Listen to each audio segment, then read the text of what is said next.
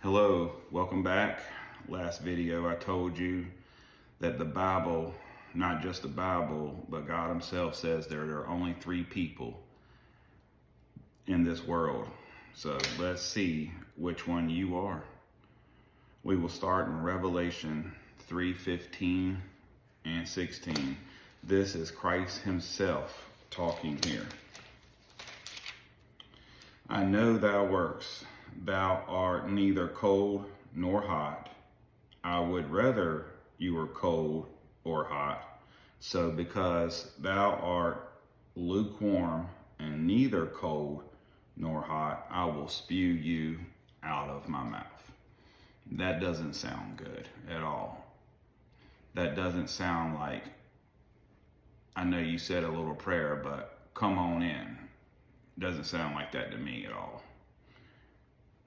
So, in Peter, go over to Peter, in Peter 4:17 and 18, Peter says, "Yet if any man suffer as a Christian, let him not be ashamed, but let him glorify God on his behalf. For the time is come that judgment must begin at the house of God, and if it first begin at us, where shall the end be of them who obey not the gospel? And if the righteous scarcely be saved, where shall the ungodly and the sinner appear?" Righteous, ungodly, sinner, three people.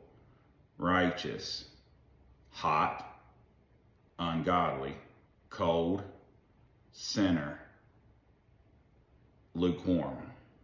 Possibly you. So that's the three different kinds of people God has been talking about. And that's who he talks about throughout the scriptures. So righteous, when I think of righteousness, I think about Billy Graham, Charles Spurgeon. And it says, if the righteous scarcely be saved, where shall the ungodly and the sinner appear? Doesn't sound good. So there's your three people. This should help you figure out where you are. Think about it, guys. I'll tell you what scarcely means right here.